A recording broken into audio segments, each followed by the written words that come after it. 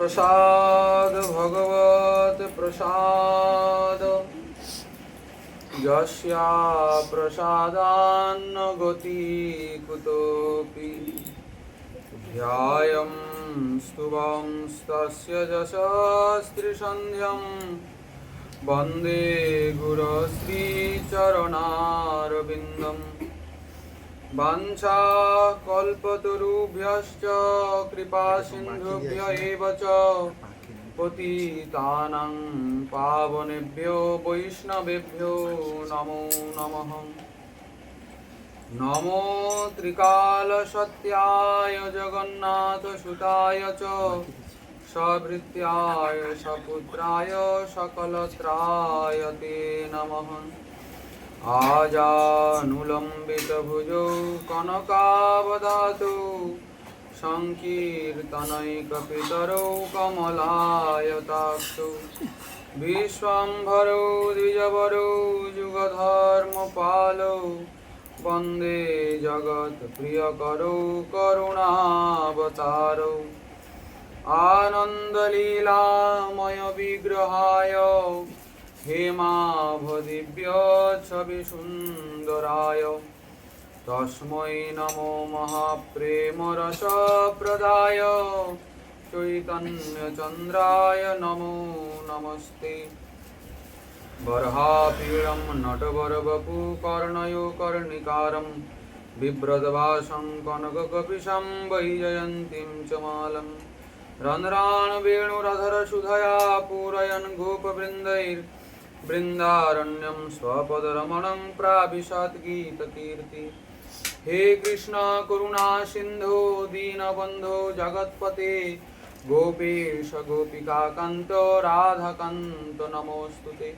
तप्तकाञ्चन गौराङ्गी राधे वृन्दावनेश्वरीं वृषभानुसुते देवी त्वां नमामि हरिप्रिये। वृन्दायै तुलसीदेव्यै प्रियायै केशवस्य च कृष्णभक्तिप्रदे देवी सत्यवत्यै नमो नमः।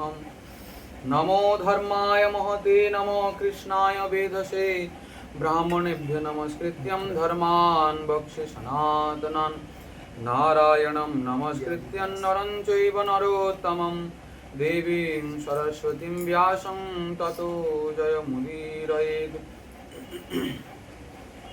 मूकं करोति वाचालं पुङ्गुं लङ्घयते गिरिं यत्कृपातमहं वन्दे परमानन्दमाधवं।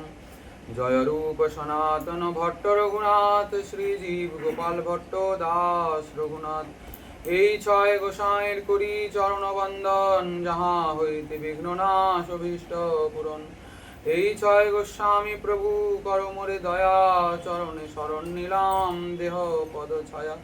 দুর্গমে পথিমেন্ধস্য স্থলোৎপাদগতির্মুহু स्वकृपाजष्टिदानेन सन्तमवलम्बनम्।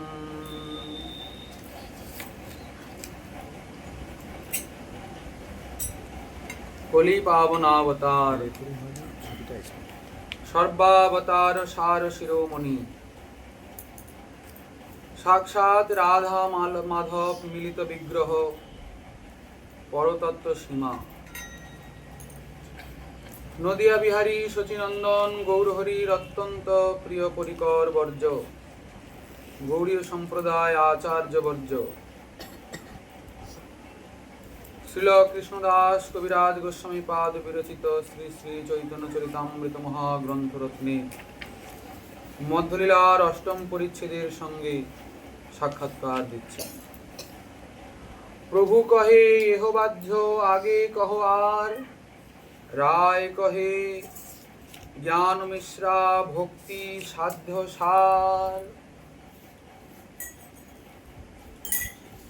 गतकाल আমরা এই পয়ারের কিঞ্চিত আলোচনার আস্বাদন করেছিলাম। মহাপ্রভু স্বধর্ম ত্যাগকেও বাহ্য বললেন এবং বললেন রায় জ্ঞান মিশ্রা ভক্তি সাধ্য সার। তো জ্ঞান মিশ্রা ভক্তি আলোচনা প্রসঙ্গে আমরা উত্তম, মধ্যম এবং কনিষ্ঠ ভক্ত সম্পর্কে আলোচনা করছিলাম। সাধু সঙ্গেই বোঝা যাবে ভক্তি কেমন করতে হয়, সাধু কেমন হবে, উপযুক্ত সাধু সঙ্গ কি করে মিলবে। আমরা কিঞ্চিত আলোচনার প্রচেষ্টা করেছিলাম। আমাদের শ্রীমদ রূপ গোস্বামী পাদ বলছেন কেমন সাধুর সঙ্গ করবেন। সজাতিয়া শয়ে স্নিগ্ধে সাধু সঙ্গ শতবরে। কেমন সাধু? সজাতীয় সাধুর সঙ্গ করতে হবে। দেখুন, যারা যারা সৎ পথকে অবলম্বন করেছেন তারা সাধু তো। যেমন সনাতন ধর্মে অনেক রকমের মার্গ রয়েছে, অনেক সম্প্রদায় রয়েছে, অনেক রকমের ভজনীয় পদ্ধতি রয়েছে। শৈব, শাক্ত, গাণপত্য, বৈষ্ণব, এই করে অনেক মার্গ রয়েছে। সব মার্গেই সাধু বলে আখ্যা দেওয়া যায়। কিন্তু সাধু সঙ্গ করতে হবে বলে যদি আপনি সব সাধুর নির্বিচারে সঙ্গ করতে থাকেন, তাহলে আপনার অভীষ্ট সিদ্ধ হবে কি? আপনার রাধা মাধবকে ভালো লাগে, আপনি উনার ভজন করতে যান, আর আপনি যদি কোনো শৈব বা শাক্ত সাধুর সঙ্গ করেন, তাহলে রাধা মাধবের ভজন ওই সাধুর সঙ্গে সিদ্ধ হবে? উনি তো উনার অভীষ্ট দেবের নাম গুণগান কীর্তন করবেন আপনার সামনে। কি আমার যিনি অভীষ্ট, আমার যিনি হৃদয় বিহারী, আমি তার গুণগানই তো গাইব। যিনি শাক্ত, তিনি শক্তির গুণগান গাইবেন,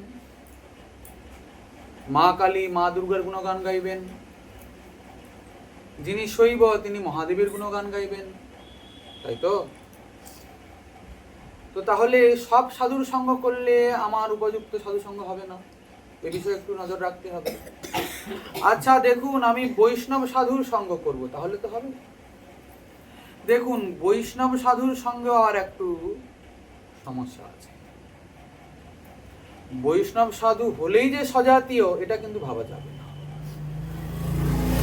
বলে আবার এখানে আবার কি সমস্যা আছে? বৈষ্ণব সাধুর সঙ্গে হলেও সজাতীয় হবে না। যেমন ধরুন, যিনি ভগবান শ্রী রামচন্দ্র ঐকান্তিক নিষ্ঠ, রামচন্দ্রকে যার ভালো লাগে, যিনি রামচন্দ্রের ঐকান্তিক ভজন করেন, তো তিনি তো রামের গুণগানই গাইবেন। তিনি তো রামচন্দ্রের ভজন করার উপদেশ করবেন নাকি? তিনি বলবেন রামচন্দ্র সর্বশ্রেষ্ঠ, রামই ভগবান। আপনি যদি সেই সাধুর সঙ্গ করেন, তবে রামচন্দ্রের গুণগান শুনতে পাবেন। আবার যদি আপনি নরসিংহের ভক্ত এমন সাধুর সঙ্গ করেন, তাহলে নরসিংহের গুণগান শুনতে পাবেন। কিন্তু আপনার তো প্রাণ জুড়াবে কেবলমাত্র যুগল কিশোরের কথা যিনি বলবেন, নিতাই গৌর সুন্দরের কথা যিনি বলবেন, সেই সাধুর সঙ্গ করলে আপনার প্রাণটা জুড়াবে, তাই তো? বৈষ্ণব সাধু হলেও আপনার যিনি ভজনীয়, তার ভজন যিনি করেন, এমন সাধুর সঙ্গ যদি হয়, তাহলে তাকে বলা হবে সজাতীয় সাধু সঙ্গ। সমস্যার বিষয় হলো এমন সাধু সঙ্গ পাওয়া একটু দুর্লভ ব্যাপার। শ্রীমন মহাপ্রভুর অত্যন্ত করুণা না হলে এরকম সাধু সঙ্গ মেলা বড় মুশকিলের ব্যাপার। তবুও যদি হৃদয়ে সদ্ভাবনা থাকে, হৃদয়ে যদি সৎ কামনা থাকে, তাহলে শ্রীমন মহাপ্রভুর করুণায় নিশ্চয়ই এরকম সজাতীয় সাধুর সঙ্গ মেলে। আচ্ছা, আমাদের শ্রীমদ রূপ গোস্বামী চরণ এই যে নববিধ ভক্তি শ্রবণ কীর্তনাদি, তাকে 64 অঙ্গে বিভক্ত করলেন। 64 অঙ্গে বিভক্ত করার পরে 64-র মধ্যে 5টি ভক্তি অঙ্গকে মুখ্য বলে বর্ণনা করলেন। কয়টি? সাধু সঙ্গ, নাম কীর্তন, ভাগবত শ্রবণ, মথুরাবাস, শ্রদ্ধায় শ্রী বিগ্রহ সেবন। তার মধ্যে প্রথমেই বললেন সাধু সঙ্গ। সাধু সঙ্গ, নাম কীর্তন, ভাগবত শ্রবণ, মথুরাবাস, শ্রদ্ধায় শ্রী বিগ্রহ সেবন। আচ্ছা, কৃষ্ণ ভক্তি জন্মমূল হয় সাধু সঙ্গ। কৃষ্ণ ভক্তির জন্ম কোথা থেকে হবে? সাধু সঙ্গ থেকে হবে। সাধু সঙ্গ হইতে হয় শ্রদ্ধার উদয়। সাধু সঙ্গ থেকেই শ্রদ্ধা আসবে। শ্রদ্ধা মানে শরণাগতি, আমরা আলোচনা করেছি। গোস্বামীপাদ বলছেন, শাস্ত্রযুক্ত চ সুনিপুণ সর্বথা দৃঢ় নিশ্চয় পৌর শ্রদ্ধোধিকারী সতু ভক্তবোত্তম উত্তম। উত্তম ভক্ত কারা? যারা শাস্ত্র যুক্তিতে সুনিপুণ এবং যাদের দৃঢ় শ্রদ্ধা। দৃঢ় শ্রদ্ধা অর্থাৎ ভক্তি পথে চলতে গিয়ে ভজন জীবনে অনেক রকমের পরিস্থিতির সম্মুখীন হতে হয় সাধককে। অনেক ভালো পরিস্থিতি, অনেক খারাপ পরিস্থিতির সম্মুখীন হতে হয়। তো ভালো পরিস্থিতিটাকে সাধক মনে করেন ভগবানের কৃপা। এই জন্য আমার ভালো ভজনে আসার পরে খুব ভালো ভালো সব লক্ষণ দেখা যাচ্ছে। ভজন পথে আসার পরে যখন ভক্তি পথে কিছু বাধা আসে, কিছু নিন্দা আসে, কিছু চর্চা আসে, কিছু রোগ ব্যাধি আসে, অনেক সময় হয় কি সাধকের অন্তরাত্মা নিরাশ হয়ে পড়ে। মনে করে দেখো দেখো তাহলে ভগবান বুঝি আমায় দণ্ড দিচ্ছে, বা হয়তো আমার ভজন করা ঠিক হচ্ছে না। সাধক এরকম মনে করে। তো হয় কি, না না বাবা, ভক্তি পথে আসার জন্যই আমার এরকম গন্ডগোলগুলো দাঁড়ালো। দরকার নেই বাবা, আগে বরং ছিলাম, ভালো ছিলাম, যা ছিলাম তাই থাকি। কিন্তু আমাদের তো নিষ্ঠা চাই নামাচার্য হরিদাস ঠাকুরের মতো। এটা কেমন?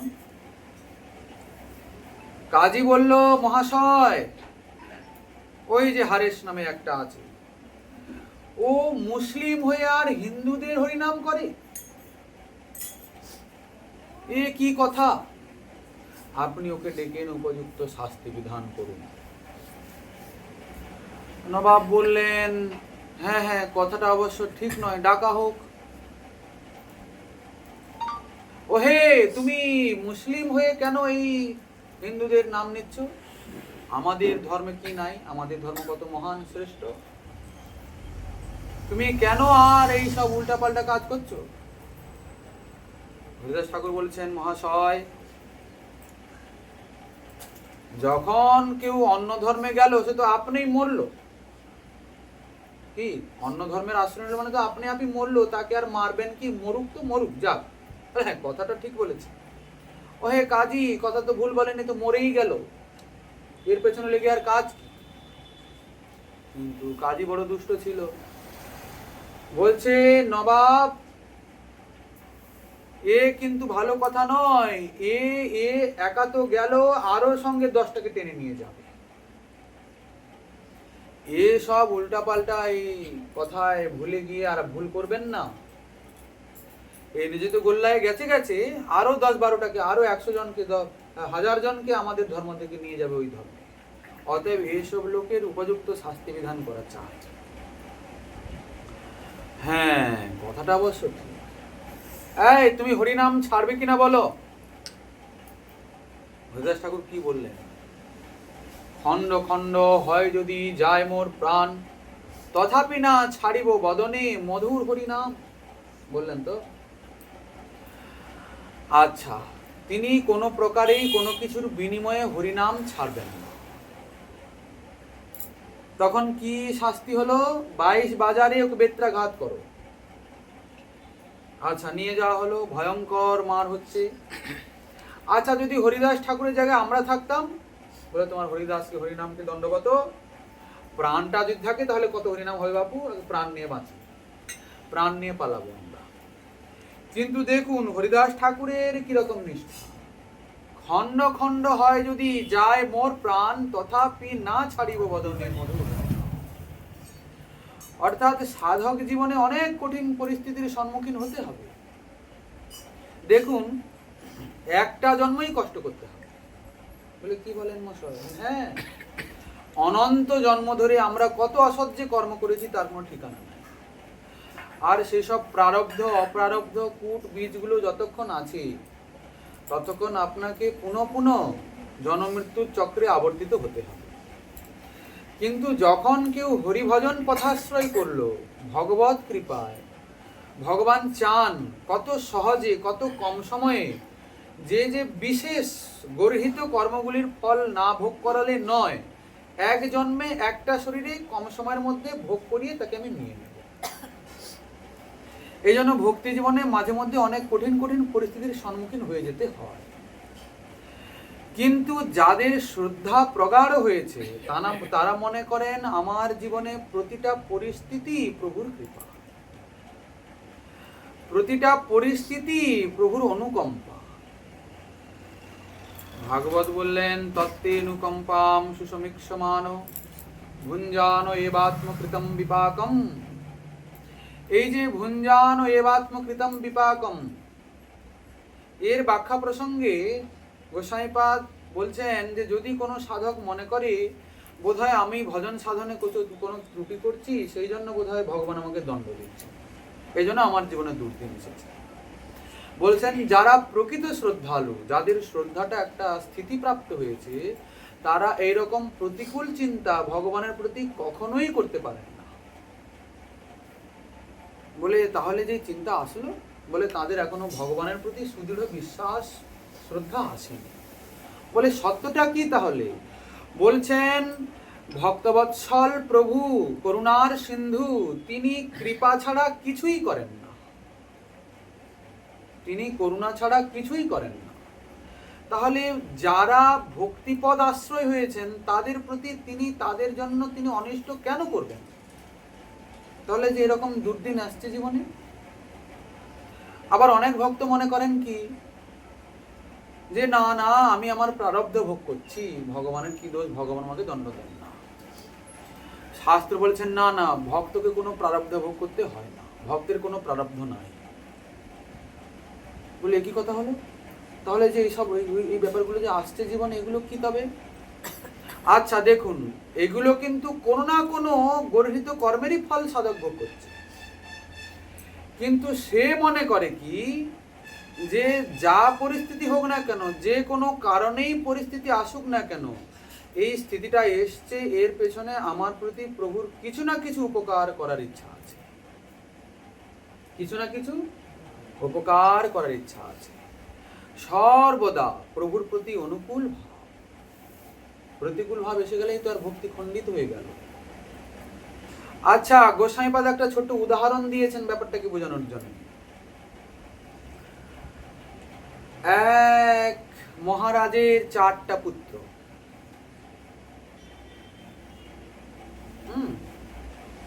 তো এবার হয়েছে কি, মহারাজের তো বয়স অনেক হয়েছে, তিনি এবার চাচ্ছেন যে আমার 4 জন ছেলের মধ্যে কোনো একজন যদি যোগ্য বেরোয় তাকে আমি রাজ্যের সমস্ত ভার সমর্পণ করে নিশ্চিন্তে মরতে পারি।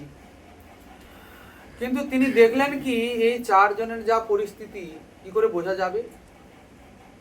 তিনি একটা নাটক রচনা করলেন, বিছানায় শুয়ে পড়লেন, অসুস্থ হওয়ার অভিনয় করলেন, মন্ত্রীকে দিয়ে ঘোষণা করালেন যে মহারাজ একদম অসুস্থ হয়ে পড়েছেন, মহারাজের একদম অবস্থা খারাপ, মহারাজের অঙ্গ প্রত্যঙ্গ আর কিছুই সঞ্চালিত হয় না। ভালো কথা, মহারাজ এখন বিছানায় পড়ে আছেন, বহুদিন হলো, ওঠেন না, কথাবার্তাই বলেন না, হাত পা নড়ে না, বিছানাতেই খাওয়া দাওয়া, বিছানাতেই মলমূত্র ত্যাগ, ওইসবই চলে। তো একদিন 4 পুত্রর মধ্যে 3 জন পুত্র আলোচনা করছে, আচ্ছা ভাই দেখো, আমাদের বাবা তো বোধহয় আর উঠবে না, কেননা যা পরিস্থিতি দেখা যাচ্ছে উঠতে তো উঠে যেত, এত সব চিকিৎসার পরে, এত বড় বড় ভালো ভালো বৈদ্য কবিরাজ আনার পরেও যখন বাবার কোনো উন্নতি দেখা যাচ্ছে না, তাহলে বোধহয় আর উঠবে না। তাহলে কি করা যায়? বলে আর করা কি যায়, রাজ্য সম্পত্তি যা কিছু আছে আমরা 4 জন ভাগ করে নিয়ে নেব, না হয় আসো। কি? আচ্ছা, তখন ছোট ভাইটা বললো না না না না না, বাবা তো এখনো আছে, বাবা যেদিন চলে যাবে সেদিন বুঝবো যে ব্যাপার, জায়গাটা ভাগ করে নিতে হবে। বাবা আছে মানে মাথার উপরে হাত আছে, বাবার করুণা আছে, তাহলে আমার মাথার উপরে যখন ছত্র রয়েছে তখন আমার ভয় কিসের? বাবা কথা বলতে না পারলেও যদি একটা ইশারা মাত্র করে তাহলে আমার সংকট টলে যেতে পারে, তাই তো? অতএব বিষয়টা হলো কি, সাধক যদি মনে করে যে আমার জীবনে সংকট এসছে মানে আমি এখন প্রভুর কোলে রয়েছি, যখন শিশু অসুস্থ হয় তখন মা তাকে সর্বদা নজরে রাখেন কিনা? তার ভয় থাকে কিছু কি? অতএব সাধক যদি শ্রেয় লাভ করতে চান, এটা মনে করবেন যে আমার জীবনে প্রতিটা পরিস্থিতি প্রভুর কৃপা। তখন বোঝা গেল যে শ্রদ্ধাটা প্রগাঢ় হয়েছে। এ তো উত্তম ভক্তির লক্ষণ গেল, ইনি সংসারের উদ্ধার করেন, তারণ করেন। আচ্ছা, মধ্যম ভক্ত কারা? বলছেন যাদের শাস্ত্র যুক্তিতে এত সুনিপুণতা নাই কিন্তু শ্রদ্ধা উৎপন্ন হয়েছে, শ্রদ্ধাবান সতু মধ্যম। কনিষ্ঠ কারা? বলছেন যো ভবেত কোমল শ্রদ্ধা স কনিষ্ঠ নিগত্যতি, যাহার কোমল শ্রদ্ধা সে কনিষ্ঠ জন, ক্রমে ক্রমে সেহ ভক্ত হইবে উত্তম। কোমল শ্রদ্ধা অর্থাৎ এই যে ছোটখাটো পরিস্থিতি এলেই আর ভেঙে পড়া গেল। ভক্তি পথে প্রথম প্রথম এই নাচ গান কীর্তন আনন্দ, হয়তো এখানে প্রসাদ সেখানে প্রসাদ, সেখানে সাধুসঙ্গ, সেখানে নাচানাচি, সেখানে ভাগবত পাঠ, সেখানে তার বাড়িতে নেমন্তন্ন, সেখানে ভক্ত সেবা, সেখানে বৈষ্ণব সেবা, এইসব চলে। তো প্রথম প্রথম কি খুব আনন্দ লাগে, হ্যাঁ খুব ভালো তো, খুব ভালো তো। কিন্তু সাধুসঙ্গ করতে করতে যখন কিঞ্চিত মাত্র হলেও ভজনে প্রবিষ্ট হয়, আর ভজন করতে গেলেই যত রকমের অনর্থগুলো এসে উপস্থিত হবে, বিভিন্ন রকমের দুঃসময় দুষ্পরিস্থিতি আসতে পারে, সাধক তখন গলে পড়ল, হায় গো এইসব ভয়ঙ্কর পরিস্থিতি এলো, হায় হায় আমি আগে ভালো ছিলাম, দরকার নাই বাবা, ভক্তি মাথায় থাক, প্রাণ নিয়ে বাঁচি। শ্রদ্ধাটা অত্যন্ত কোমল থাকার জন্য নষ্ট হয়ে যায়, কিন্তু যদি কমসে কম সেই পথে টিকে থাকতে পারে। আচ্ছা বলুন, একটা বাপের দুটি ছেলে, বাপের অনেক সম্পত্তি, হ্যাঁ, যে ছেলেটা মারা গেল, একটা ছেলে মরল, যে মরে গেল সে কোনোদিন বাপের সম্পত্তি পাবে কি? যে বেঁচে আছে সেই পাবে নাকি? এখানে ঠিক সেই রকম পরিস্থিতি যেমনই হোক না কেন, যদি কোন রকম ভাবে ভক্তি পথে টিকে থাকা যায়, টিকে থাকতে পারা যায়, তাহলে নিশ্চয়ই ভগবত করুণা হবেই হবে। একটু সময় লাগবে, কিন্তু যে এরকম সব দুশ্চিন্তা করে আর ভক্তি পথ থেকেই গেল, ও আর কি, ও তো মারাই গেল, সে আর কি করে পাবে? তার প্রতি করুণা হবে। এই জন্য গোসাইপাদ বলছেন যাহার কোমল শ্রদ্ধা সে কনিষ্ঠ জন, শ্রদ্ধাটা কোমল থাকার জন্য কনিষ্ঠ অধিকারী, কিন্তু যদি লাইনে থাকতে পারে ক্রমে ক্রমে সেহ ভক্ত হইবে উত্তম, তাহলে একদিন সে আস্তে আস্তে করে সাধন ভজন করতে করতে উত্তম ভক্তের স্থিতিতে পৌঁছাতে পারবে। হ্যাঁ, তো এই করে গোস্বামীপাদ সাধু সঙ্গ আদির মহিমা দেখাচ্ছেন। আজকে এই জায়গাকে নমস্কার জানিয়ে আজকের যে তিথি, আজকে হলো বহুলা অষ্টমী, রাধাকুণ্ড স্নান তিথি। এই তিথির কিঞ্চিত মহিমার আমরা আস্বাদন করব,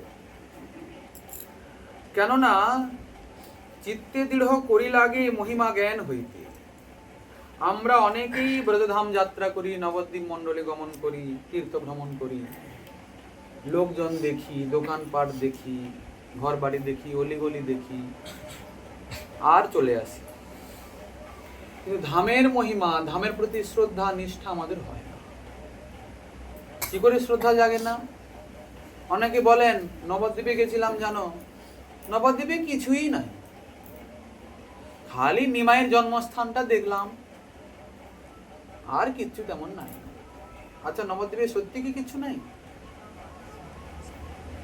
যারা গৌর অনুরাগী, গৌরাঙ্গ যাদের জীবন প্রাণ, নিত্যানন্দ যাদের ধন, তারা নবদ্বীপে গেলে এখনো লক্ষ্য করেন, অনুভব করেন, এই তো এই পথেই তো গৌরাঙ্গ সপার্ষদে নৃত্য করে করে যাচ্ছেন, সংকীর্তন রাস মণ্ডলীর মধ্যে পরিবেষ্টিত হয়ে।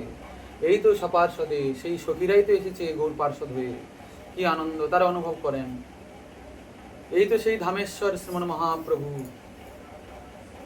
হ্যাঁ, এই তো সেই সুরধ্বনি, তারা সবে অনুভব করেন। কেন? ভক্ত সঙ্গে, সাধু সঙ্গে, গ্রন্থের আশ্রয়ে উনাদের সেই দিব্য দৃষ্টির উন্মোচন হয়েছে। এজন্য ধাম সেই শ্রদ্ধালু ব্যক্তির নয়নের সামনে নিজেকে প্রকাশ করেন, অনুভব দিয়ে কৃপা করেন। কেন না? উনি সাধু সঙ্গ করেছেন, ধামের মহিমাটা আগে জেনেছেন, তারপরে ধামে গেছেন। হ্যাঁ, অনেকে আবার ধামে যান ঠাকুর দেখতে। কেন? ঠাকুর আপনার ঘরে নেই? আপনার ঘরের ঠাকুর ধামের ঠাকুর কি আলাদা নাকি?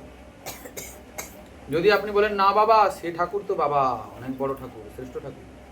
অনেকে করেন কি, দেখেছি ঘরের গোপালকে নিয়ে ঠাকুর মন্দিরে যায়। কেন? একটু স্পর্শ করে দিন না, ঠাকুর পূজারীজি একটু স্পর্শ করে দিন না, একটু জল ছিটিয়ে দিন না। কেন? আপনার ঠাকুর ঠাকুর নয়? নিজের ঠাকুরকে ছোট মনে করেন, কম মনে করেন, আর ওই বড় মন্দিরের বড় ঠাকুরকে শ্রেষ্ঠ মনে করেন। এরকম কোনো বিষয় নেই, ঠাকুর তো ঠাকুরই। ধামে কিন্তু ঠাকুর দেখার জন্য যাওয়াটা মূল লক্ষ্য থাকা উচিত নয়। ধামে যান, ঠাকুর তো দেখতেই হবে, ঠাকুর তো দেখবেনই, কিন্তু এইটা আকাঙ্ক্ষা থাকার দরকার, ঠাকুরের কাছে প্রার্থনা করার দরকার যে হা নাথ, তোমার অত্যন্ত প্রিয় যারা, এমন যদি কেউ আছেন, যেখানে আছেন, তুমি কৃপা করে আমাকে সেই তোমার প্রিয়জনের একটু সঙ্গ প্রসঙ্গ, একটু দর্শন পরশন লাভ করিয়ে দাও। ধামে এসেছি, ধামের মহিমা আমার উপলব্ধি হবে কি করে? তোমাকে দেখলে আমার ধামের মহিমা উপলব্ধি হবে না। তোমার প্রিয় যারা, তারাই আমাকে বুঝিয়ে দিতে পারে তোমার ধাম কেমন, তুমি কেমন, তোমার ভজন কেমন, তোমার রূপ কেমন, গুণ কেমন, লীলা কেমন, তোমাকে কি করে ভালোবাসতে হয়, ধামে কি করে আসতে হয়, কি করে ধামে বাস করতে হয়, কে বুঝিয়ে দেবে, কে শিখিয়ে দেবে? যারা ধামবাসী, যারা ধামের মহিমা বুঝেছেন, ধামকে আশ্রয় করে পড়ে আছেন, তারা প্রভুর অত্যন্ত প্রিয়তম না হলে কি করে হয়? ধাম করুণা করে তাদেরকে আশ্রয় রেখেছেন। একদণ্ড যদি সাধু সঙ্গ করতে পারি ধামে গিয়ে, বা যদি ওই সাধু আমাকে কিছু নাও বলেন, কেবল যদি ওনাকে এক ঝলক দর্শন করে ওনার পাদপীঠে কিছুক্ষণ বসতে পারি, তাহলে বহুত লাভ হয়ে গেল, বহুত লাভ। এইসব বিষয়গুলো না জেনে আর আমরা দৌড় দিলাম টুরিস্ট বাসে, কোনো নিয়ম নাই, কোনো নিষ্ঠা নাই, কি টাকা পয়সা আছে যখন, আর দৌড় দিলাম। কোথায় কোথায় নিয়ে যাচ্ছে, কোথায় কোথায় নামাচ্ছে, কি খাওয়াচ্ছে, কি খাচ্ছে, আর এইসব অপবিত্র শরীর নিয়ে, অপবিত্র চিন্তা ভাবনা নিয়ে। অনেকে বলেন জানেন তো রাধাকুণ্ড দেখেছি, স্নান করেছেন? বলেন না তো, আমরা বৃন্দাবন পুরো দেখে চলে এসেছি। আচ্ছা রাধাকুণ্ডে গেছেন? বলে হ্যাঁ। আচ্ছা রাধাকুণ্ডে আমাদের আচার্য প্রবর শ্রী শ্রীমদ রঘুনাথ দাস গোস্বামী পাদের সমাধি মন্দির রয়েছে, দেখেছেন? বলে না, সেটা দেখা হয়নি। আচ্ছা রাধাকুণ্ডেই রয়েছে আমাদের নিত্যানন্দ শক্তি ভগবতী ঈশ্বরী মা জাহ্নবী ঠাকুরানীর ঘাট বৈঠক, আপনারা তা দেখেছেন? বলে সেটা আবার কি? জাহ্নবাকে দেখুন কি পরিস্থিতি। না গো, আমরা যদিও দেখতাম, ওই বাসে যারা নিয়ে গেছিল তারপরে চলো চলো চলো চলো চলো চলো, সময় হয়ে গেছে, চলো চলো চলো চলো, আমাদেরকে তাড়ায়। ওই যেমন লোক বানর তাড়ায়, আমাদেরকে তেমন তাড়ায়। আমরা দৌড়ে এসে বাসে চড়ে পড়েছি। আবার বাসটা নিয়ে চলে গেল হরিদ্বারে, এখানে ওখানে নিয়ে গেল। তা কিটা দেখলেন? বলে সব দেখেছি, নাহলে কিছুই দেখিনি। যদি ধামে যেতে হয়, যারা ধাম সম্পর্কে অভিজ্ঞ, শ্রদ্ধালু, অত্যন্ত অনুরাগী, এরকম ভক্তের সঙ্গে যাওয়ার দরকার আছে। সারা দুনিয়াকে নিয়ে কখনো ধামে যাওয়া যায় না। শ্রীমান মহাপ্রভুকে সনাতন গোস্বামীপাদ কি বলেছিলেন? যাহার সঙ্গে হয় এই লোক লক্ষ কোটি, বৃন্দাবন যাবার সেই নহে পরিপাটি। মহাপ্রভুর সঙ্গে কজনকে নিয়েছিলেন বৃন্দাবন যাওয়ার সময়? দুজন মাত্র ছিলেন, বলভদ্র ভট্টাচার্য আর একজন সেবক। আচ্ছা, মহাপ্রভু বাসে গেছিলেন না ট্রেনে গেছিলেন না উড়াজাহাজে? বলে মশাই কি বলেন, তখন তো এসব কিছুই ছিল না। তিনি ভাবলেন আমি ঝাড়খণ্ডের জঙ্গল দিয়ে যাব। ঝাড়খণ্ডের জঙ্গল দিয়ে মহাপ্রভু গেলেন। এখনো সেই সব স্মৃতি চিহ্ন রয়েছে। অতএব ধামের মহিমাটাকে আগে বুঝতে হবে। রাধাকুণ্ডে যাবেন, রাধাকুণ্ডের মহিমা যদি না বোঝেন, তাহলে রাধাকুণ্ডে স্নান করার ইচ্ছা হবে কি? আচ্ছা চলুন, অনেকে বলেন কি এই যে রাধাকুণ্ডের স্নান হয় এই তিথিতে নাকি রাধাকুণ্ডের প্রকট হয়েছে। আসলে কিন্তু তা না। আমাদের গোস্বামীপাদ তার বৈষ্ণব তোষণের টিকায় এ কথা বলেন। এ কথা বলেছেন যে এই তিথিতে, বহুলা অষ্টমীর তিথিতে স্নান করতে হয়, স্নানের মহিমা রয়েছে। কিন্তু রাধাকুণ্ডের প্রকট হয়েছে চৈত্র পূর্ণিমা তিথিতে। আজকে তিথিতে রাধাকুণ্ডের প্রকট নয়। আচ্ছা, আমরা তবুও শুনবো রাধাকুণ্ডের প্রকট কি করে হলো। ভয়ঙ্কর অসুর এসেছে, অরিষ্টাসুর, কংস প্রেরিত দুষ্ট অসুর। শ্রীকৃষ্ণ যেদিন থেকেই ব্রজে এসেছেন, সেই দিন থেকেই কংস কাউকে না কাউকে প্রেরণ করে কৃষ্ণ অনিষ্ট করার জন্য। কিন্তু সর্বশক্তিধর বিশ্বপতি অনন্ত কোটি ব্রহ্মাণ্ড নাথ, তার কাছে কি সব হেলায় বধ করছে। কোনো অস্ত্র নাই, কোনো শস্ত্র নাই, কিছুই নাই। কেননা তিনি ব্রজে সম্পূর্ণ বিশাল বড় ঐশ্বর্য প্রকট করেছেন। মাধুর্যের যেমন সেখানে সর্বশ্রেষ্ঠ কথা, তেমনি ঐশ্বর্যও সম্পূর্ণরূপে প্রকট করেছেন। অস্ত্রবিহীন ভাবেই অসুরগুলোকে বধ করছেন। দেবতারাও যাকে হারাতে পারে না,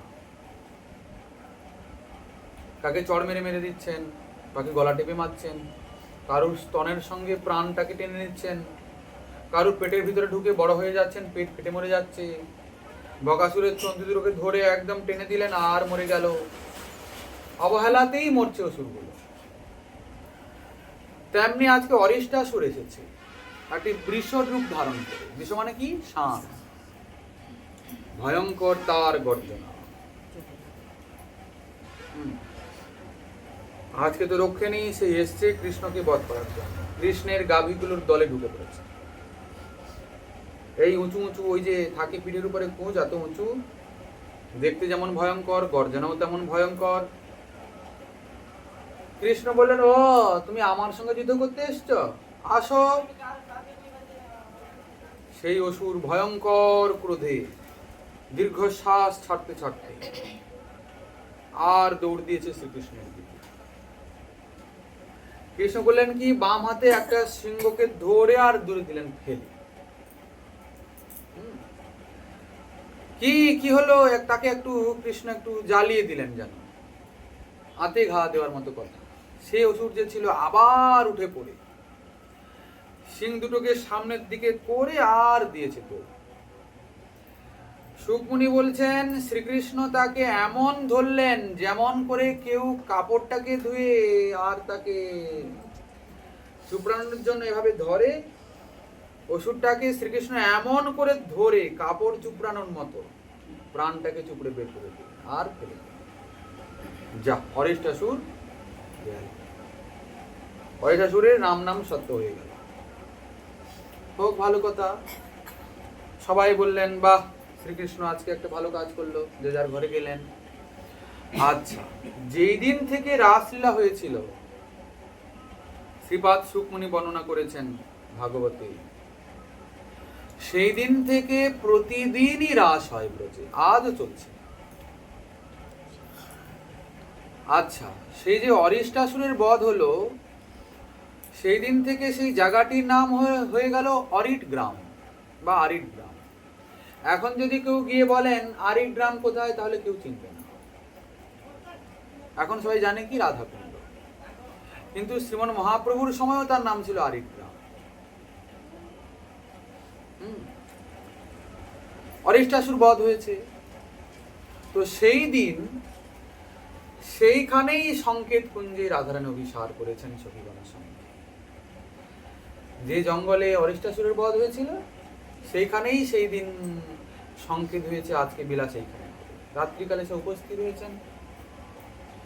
তো আজকে সমস্যা হয়েছে কি, ব্রজসুন্দরীগণ বলছেন, এই যে শ্রীকৃষ্ণ, আজকে তুমি আমাদেরকে কোনো প্রকারে ছুঁবে না। কি বলো? কেন? তোমার অপবিত্র স্পর্শ আমরা যদি লাভ করি, আমরা অপবিত্র হয়ে যাব। আমরা ব্রজের ব্রজাঙ্গনা, কত পবিত্র শুদ্ধ থাকি। আচ্ছা আচ্ছা আচ্ছা আচ্ছা সুন্দরীগণ, আমার কি এমন অপরাধ হলো আমি তোমাদের স্পর্শ করতে পারবো না? বলে, অপরাধ আবার বলতে কি? তুমি আজকে যে ভয়ঙ্কর গর্হিত কর্ম করেছো, তার জন্য তোমার যে কি দণ্ড পেতে হবে। আর তুমি যদি আমাদেরকে স্পর্শ করো, আমরা তাহলে তোমার থেকে ভয়ঙ্কর বেশি অপবিত্র হয়ে যাব। আচ্ছা, কি অপরাধ করলাম সেটা বলবে তো? বলছে, তুমি আজকে অরিষ্টাসুরকে বধ করোনি? বলে, হ্যাঁ করেছি। তাহলে অপরাধ কি? অসুরকে বধ করেছি। বলে, হ্যাঁ অসুরকে বধ করেছো, কিন্তু সেই অসুরটা তো বৃষের আকার ধারণ করে এসেছিল। কি ষাঁড়ের আকার ধারণ করে এসেছিল? তো তুমি তো গোহত্যা পাপ করেছো। গোহত্যা জনিত পাপের কারণে তুমি মহাভয়ঙ্কর অপবিত্র অপরাধী হয়েছ। আর তুমি যদি আমাদেরকে স্পর্শ করো, আমরাও সেই অপরাধের অপরাধী হতে পারি। বলে, দেখো দেখো তুমি একটা কি কথা বললে। আরে সে বৃষ নয়, সে তো আসলে অসুর। অসুরকে মেরেছে, তাতে ক্ষতি কি হয়েছে? বলে, দেখো বৃত্রাসুরকে বধ করার পরে ইন্দ্রকে ব্রহ্মহত্যা পাপ লেগেছিল কিনা? বলে, হ্যাঁ বই কি। আচ্ছা, বৃত্রাসুর কে ছিল?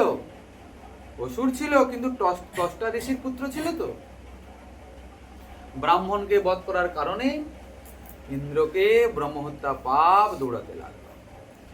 তেমনি হতে পারে সে অসুর, কিন্তু বৃষের আকার ধারণ করে এসেছিল না। সেই জন্যে তুমি ওই অরিষ্টাসুর নামক বৃষকে বধ করেছ। এই জন্য তোমাকে প্রায়শ্চিত্ত করতে হবে, না হলে কিন্তু আমাদেরকে তুমি স্পর্শ করতে পারবে।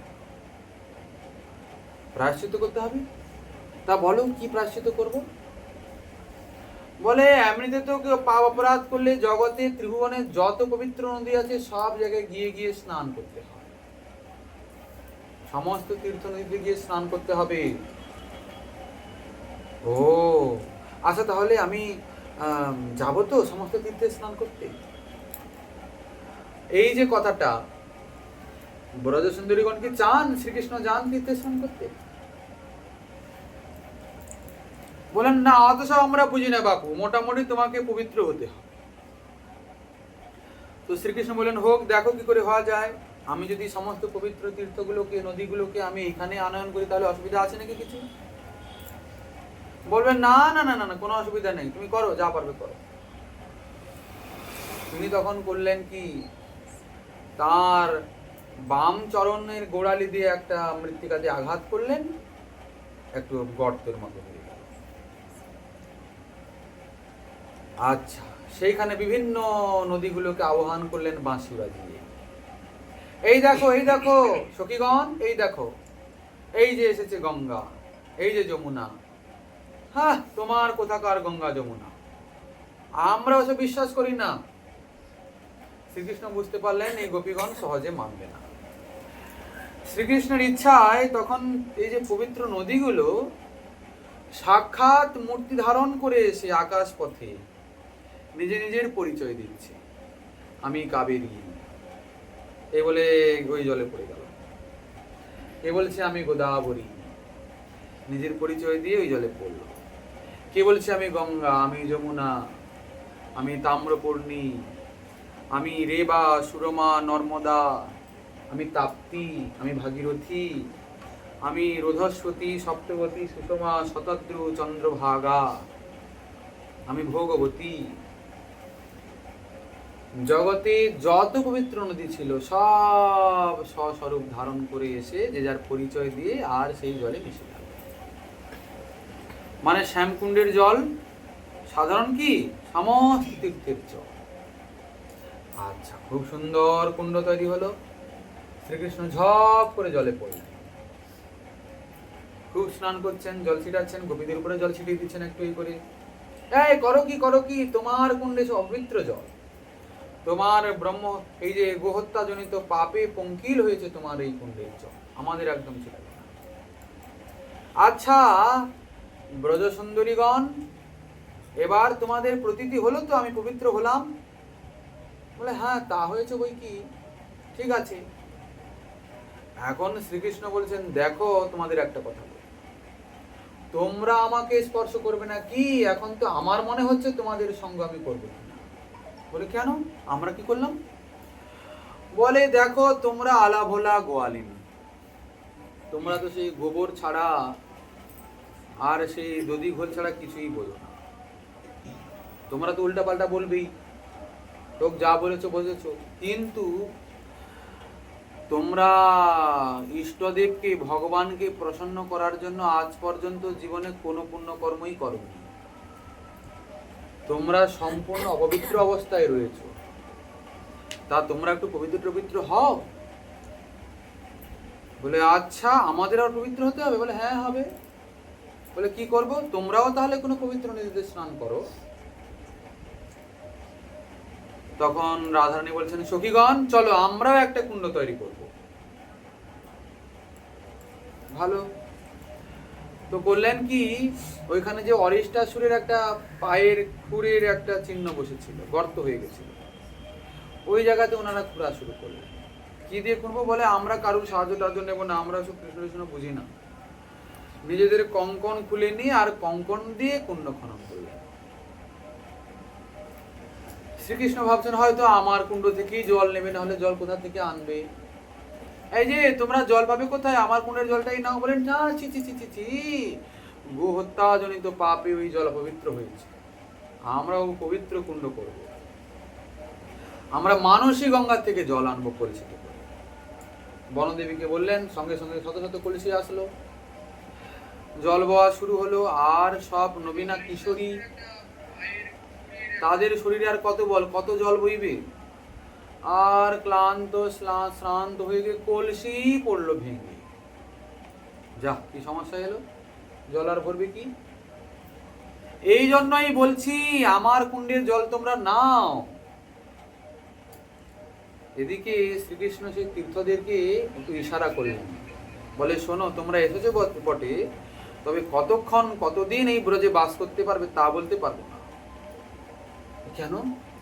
বলে ব্রজে সেই থাকতে পারে ব্রজেশ্বরী রাধা ঠাকুরানীর কৃপা যার উপরে, তিনি কৃপা করে তার পাদপীঠে যাকে রাখবেন সেই থাকতে পারবে।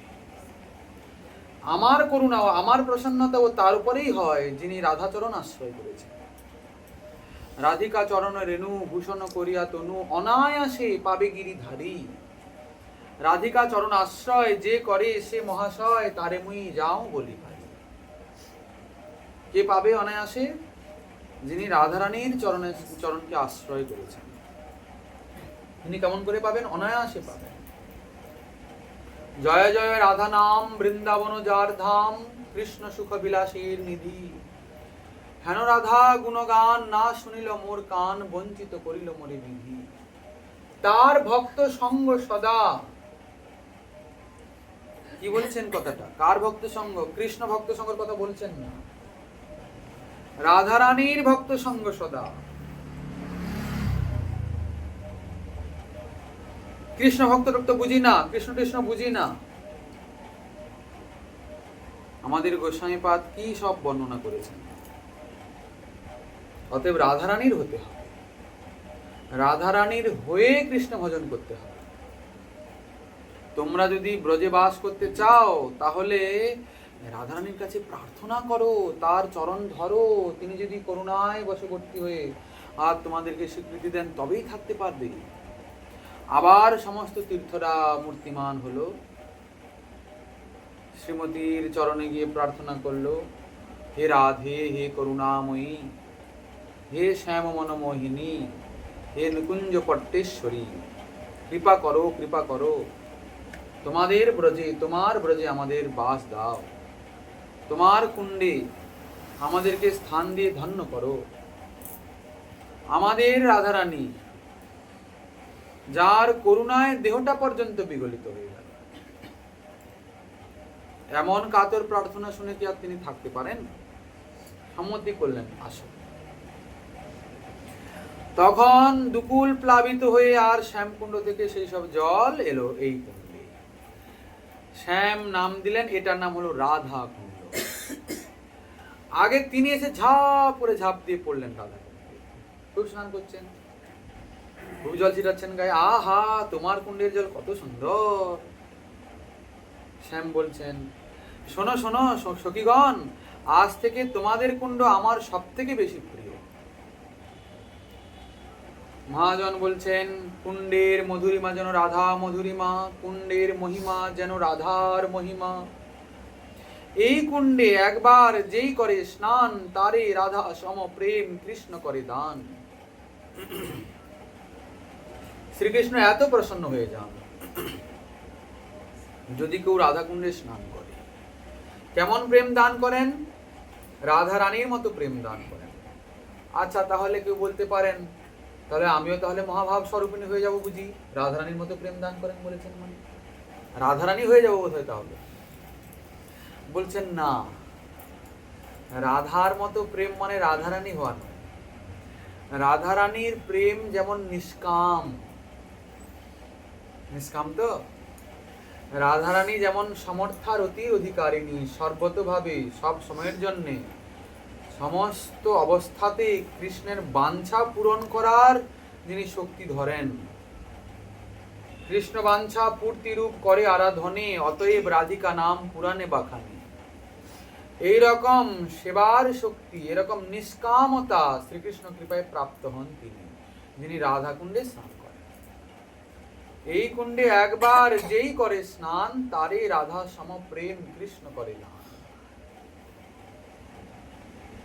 আমাদের সিদ্ধ বাবা এই কথাটা বলছেন, বারবার বলছেন, এই কুণ্ডে একবার যেই করে স্নান, এই কুণ্ডে একবার যেই করে স্নান, তার রাধা সম প্রেম কৃষ্ণ করে দান। এই বলতে বলতে কুণ্ডে ডুব দিয়েছেন, আর কোথায় হারিয়ে গেছেন, তন্ময় হয়ে গেছেন, উঠেছেন কোথায় গিয়ে? কুসুম সরোবরে। এই তখন মুখে এই ওই বলি আওড়ানো চলছে, এই কুণ্ডে একবার যেই করে স্নান, তারে রাধা সম প্রেম কৃষ্ণ করে দান। সেবকরা খুঁজছেন, কোথায় গেলেন, কোথায়? বাবা তো এখানে ডুব দিয়েছিলেন, কই কই কই বাবা তো কোথায়? এই কুণ্ডে। আচ্ছা, বাবা কি অনুভব করছেন এখন? দেখুন, রাধা কুণ্ডের জল কোনো সাধারণ জল নয়, কিন্তু ওটা মহাভাব, মাদনাক্ষ মহাভাব বিগলিত রস। মাদনাক্ষ মহাভাবতী কি? সাক্ষাৎ রাধারানী। রাধারানীর শ্রীঅঙ্গ মাদনাক্ষ মহাভাব দিয়ে তৈরি। মহাভাব স্বরূপোয়ম গুণের অতিবরীয়সী। সেই রাধারানী বিগলিত হয়েছেন শ্রীকুণ্ড রূপে। আমাদের আচার্যগণ কুণ্ড তীরে বাসের কত প্রার্থনা জানিয়েছেন, জন্মে জন্মে যেন শ্রীকুণ্ড তটেই বাস হয়। গোস্বামীপাদ রাধা কুণ্ডের মহিমা দেখিয়েছেন, বলছেন, দেখুন, যেমন করে বৈকুণ্ঠ থেকে শ্রেষ্ঠ হলো মথুরা। বৈকুণ্ঠ থেকে শ্রেষ্ঠ কি? মথুরা। মথুরার থেকে শ্রেষ্ঠ হলো বৃন্দাবন। বৃন্দাবনের থেকে শ্রেষ্ঠ হলো গিরিরাজ মহারাজ। কেন না, শ্রীকৃষ্ণ নিজে স্বয়ং তাকে হস্তে ধারণ করেছিলেন। গিরিরাজের থেকেও শ্রেষ্ঠ হলো রাধারানী। কিন্তু একথা নয় রাধারানীর থেকে শ্রেষ্ঠ কুণ্ড, রাধারানী যিনি, কুণ্ড তিনি। গোবর্ধনের থেকেও শ্রেষ্ঠ রাধা কুণ্ড। এই জন্যে জন্মে জন্মে আচার্যগণ সেই কুণ্ড তটে বাস করার প্রার্থনা করেন। আমাদের সেই রাগ যজ্ঞের তত্ত্বদ্রষ্টা ঋষি শ্রীমদ রঘুনাথ দাস গোস্বামী চরণ একটি একটি বিলাপ কুসুমে অঞ্জলি দিচ্ছেন রাধাকুণ্ড তটে প্রাণেশ্বরীর শ্রীচরণে। কুণ্ডের সমাশ্রয়ে আছেন। প্রাণেশ্বরী, তুমি যদি করুণা না করো তাহলে তোমার কুণ্ডে বাস করে আমার কি লাভ? মানে এটা বলতে চাইছেন, তোমার কুণ্ডে যদি কেউ বাস করে তাহলে তোমার করুণা তার নিশ্চিত লাভ হয়। কেননা সেই রাধা কুণ্ডকে যুগল কিশোর এতই ভালোবাসেন। সেই রাধা কুণ্ডে যুগল কিশোরের নিত্য অবস্থিতি। সেইখানে কোথাও থাকুন না থাকুন, রাধা কুণ্ডে তারা সর্বদা রয়েছেন। এই বর্তমানে যে রাধাকুণ্ড দেখা যায়, এইসব এক সময় বিলুপ্তি হয়ে গেছিল সব। আমাদের শ্রীমন মহাপ্রভুর করুণায় আচার্যগণ যখন বৃন্দাবনে গেলেন, উনাদের হস্তকে অবলম্বন করে, উনাদের হস্তকে স্বীকার করে সেই সব বিগ্রহগণ, যে বিগ্রহগণকে শ্রীকৃষ্ণ বংশজ বজ্রনাভ তৈরি করেছিলেন, বিভিন্ন লীলাস্থলীগুলোর প্রকট করেছিলেন, সেই লীলাস্থলীর নাম অনুসারে সেসব বিগ্রহগুলোকে প্রতিষ্ঠা করেছিলেন। কালের প্রবাহে সেই শিববিগ্রহগণ সে মৃত্তিকার অন্তরালে নিজেকে সংগোপন করেছিলেন।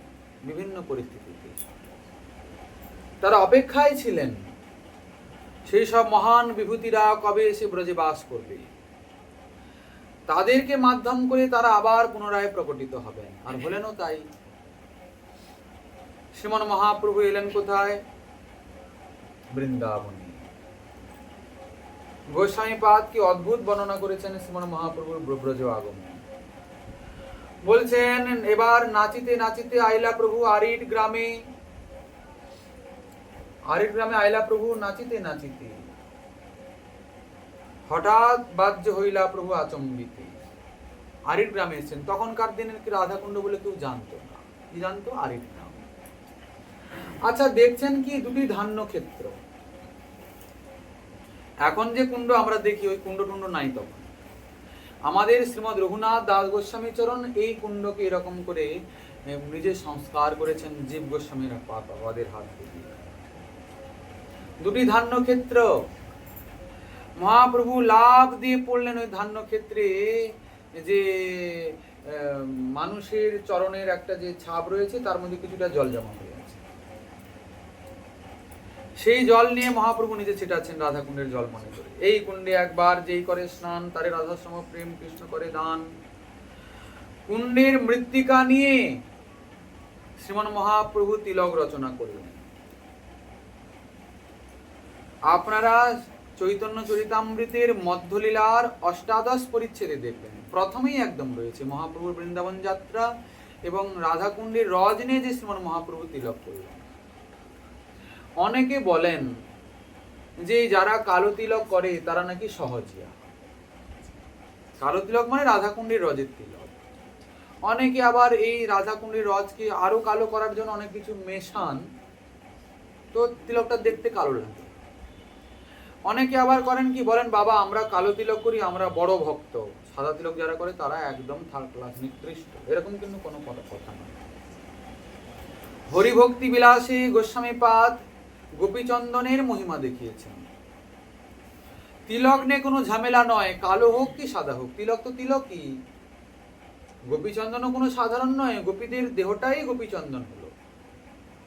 আর রাধাকুণ্ডের রজ তাও কোনো সাধারণ নয়, রাধারানীর রজ। কিন্তু আমাদের শ্রী গুরুদেব আমাদেরকে রাধাকুণ্ডের রজ দিয়েছেন, রাধারানীর চরণে কিঙ্করিত্ব দিয়েছেন, আমাদেরকে পরিচয় দিয়েছেন। রাধা পদ সুধা রাশি, সে পদে করিলা দাসী, গোড়া পদে বাঁধে দিলা চিত্ত। কি পরিচয় দিয়েছেন? আজ থেকে তুমি শ্রীমতী রাধারানীর দাসী। বুঝিয়ে দিয়েছেন এই শ্রীমতী রাধারানী তোমার জীবন সর্বস্ব, তোমার পিতা মাতা ভাই বন্ধু, তোমার জীবন মরণ, তোমার দেহ শরীর মন প্রাণ আত্মা সবই হলেন রাধারানী। আজ থেকে তোমার একটাই পরিচয়, তুমি শ্রীমতীর দাসী। গুরুদেব এটা জানিয়ে দিয়েছে। এই জন্য আমরা রাধাকুণ্ডের রস ছাড়া আর কিছুই নেব না, এটা আমাদের একটা নিষ্ঠা। কিন্তু তা বলে যে অন্যদের অপমান করব তা কিন্তু নয়।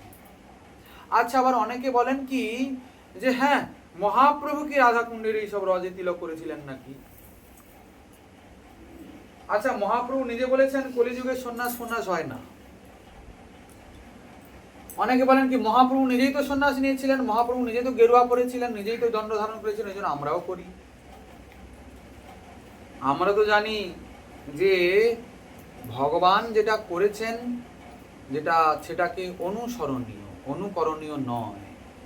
কেননা তিনি অচিন্ত শক্তিধর, অলৌকিক শক্তির অধিকারী, তিনি সচ্চিদ আনন্দময় বিগ্রহ। তিনি তা মহাপ্রভু সন্ন্যাস নিয়েছেন বলে যদি আপনি সন্ন্যাস নিতে চাচ্ছেন, নেন, তাহলে সেই গম্ভীর প্রকোষ্ঠে শ্রীমন মহাপ্রভু দিব্যোন্মাদ অবস্থায় যেসব ভাবের বিকারে বিভূষিত হচ্ছিলেন, সেই ভিত্তে তার নাক শির ঘষছিলেন, রক্তপাত হচ্ছে, কুর্মের মতো অঙ্গ প্রত্যঙ্গগুলো শরীরের ভিতরে প্রবিষ্ট হচ্ছে, কখন আবার হচ্ছে কি এই যে শরীরের অস্থি সন্ধিগুলো বিতস্তি পরিমাণে আর দীর্ঘ হচ্ছে। কই আপনার মধ্যে একটু দেখান তো শ্রীমন মহাপ্রভুর শ্রীঅঙ্গে একসঙ্গে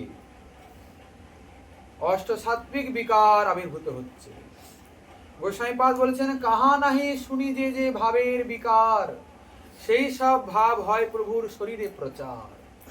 শাস্ত্রে নাহি শুনি, শাস্ত্রে শুনিনি এমন ভাব বিকার হয় বলে, কিন্তু এ কে এসেছেন, এই গম্ভীরানাথ, ওনার মধ্যে এইসব ভাবের বিকার সব দেখা যাচ্ছে। হ্যাঁ, শ্রীঅঙ্গে পুলক যেন শিমুলের তরু, শিমুলের তরুতে, শিমুল তুলোর গাছে যে বড় বড় সব কাঁটা হয় না, শ্রীমন মহাপ্রভুর এমন দিব্যোন্মাদ বিরহ অবস্থা, এই লোমকূপগুলো সেরকম এক একটা কাঁটার মতো, মাংস ব্রণের মতো ফুলে গেছে, দেখা যায় সাধারণ মানুষের। জলযন্ত্র ধারা যেন বহে অশ্রু জল, আশপাশ লোক সকল ভিজিল, আশপাশ লোক যত ভিজিল সকল। কেমন বলছেন? জলযন্ত্র ধারা। জলযন্ত্র মানে বোঝেন? যে যন্ত্রের জল, এই যে বড় বড় মেশিন আছে না, জল বের করে যারা, কত জল বেরোয় বলুন তো? আচ্ছা, একটা মানুষের নয়ন দিয়ে এত জল বেরোতে পারে? যন্ত্রের মতন জল। কিন্তু গোস্বামীপাদকে নিশ্চয়ই তাহলে পাগল কুকুর কামড়েছেন, তাহলে এত বড় কথা তিনি বললেন জলযন্ত্র ধারা। এখানে একটা ছোট্ট ঘটনা আছে, আমরা বলি। আমাদেরই পরম পূজ্যপাদ, প্রাতঃ স্মরণীয় পরম প্রপূজ্য চরণ পরাৎপর গুরু মহারাজ শ্রীল কুঞ্জ বিহারী দাস বাবাজি মহারাজ, উনি খুব চিত্র অঙ্কন করতেন। গোস্বামীপাদ যে লিখেছেন জলযন্ত্র ধারা যেন বহে অশ্রু জল, আশপাশ লোক সব ভিজিল সকল, এইটার পরিপ্রেক্ষিতে তিনি একটি চিত্র রচনা করেছেন। সেই চিত্রে দেখা যাচ্ছে কি একবারে পিচকারির মতো, জলযন্ত্র মানে পিচকারি, এই ধারা বেরিয়ে যাচ্ছে মহাপ্রভুর নয়ন। এত জল কোন সাধারণ মানুষের বেরোবে? আচ্ছা, সেই চিত্র জনৈক ভদ্র ভক্ত মহানুভব দেখেছেন, কিন্তু তার মনে সন্দেহ হলো, এটা কি আদৌ হতে পারে? তিনি একদিন এসছেন বাবাজি মহাশয়ের কাছে। বাবা, একটা কথা বলবো? হ্যাঁ বলো। বাবা, আপনি যে এই চিত্রটা অঙ্কন করেছেন, এটা কতটা প্রামাণিক, কতটা সত্য? বলে, বাবা আপনি এসেছেন বটে, কিন্তু এত তো বুঝি না। বলে, বাবা আপনি চিত্র এঁকেছেন, বুঝেন না মানে? দেখো বাবা, এত বিচার বিশ্লেষণ তো আমরা করি না, আমরা আমাদের শ্রীমৎ গোস্বামীগণের চরণে সম্পূর্ণ শরণাগত। ওনারা যা করেছেন, যা বলেছেন, যা লিখেছেন, আমরা নির্বিচারে তাই পালন করি। আমাদের মহাজনগণ পূর্ববর্তী তাই বুঝিয়েছেন। গোস্বামীপাদ চৈতন্য চরিতামৃতে লিখেছেন, আমি খালি সেটার অঙ্কন করেছি মাত্র। এবার যদি ভুল ঠিক হয় তাহলে গোস্বামীপাদ জানেন, কিন্তু আমরা জানি গোস্বামীপাদগণ যা লিখেছেন, যা করেছেন, সব অভ্রান্ত সত্য কথা, একটাও মিথ্যা নাই তাতে। আমাদের আচার্যগণ যা কিছু করেছেন সব অক্ষরে অক্ষরে সত্য, তাদের এক একটা কথা, এক একটা অক্ষর সত্য, এবং সব প্রেমময়, মহাপ্রভাবময়। যদি কেবলমাত্র কেউ সেই সব অক্ষরের আশ্রয় করে, নিশ্চিত প্রেম ভক্তি প্রাপ্তি হবেই, এতে কোনো সন্দেহ নাই। আমি বাবা সেই জন্য করেছি, আমি জানি না। আচ্ছা, দেখো যদি কোনোদিন মহাপ্রভু কৃপা করেন, যদি বোঝো তো বোঝো, আমি কি জানি, আমি তো যেটা দেখেছি সেটা করেছি, ভালো। আচ্ছা, সেই ব্যক্তিকে বাবাজি মহারাজ একটু কৃপা শক্তিও সঞ্চার করে দিলেন, যাতে শ্রীমন মহাপ্রভুর করুণা হয়। তো একদিন হয়েছে কি, সেই ব্যক্তি শয়ন করেছেন আর হঠাৎ স্বপ্ন দেখছেন। স্বপ্ন দেখছেন কি, তিনি একটা মন্দিরে গেছেন, সেই মন্দির রাধা কৃষ্ণের, যুগল কিশোরের।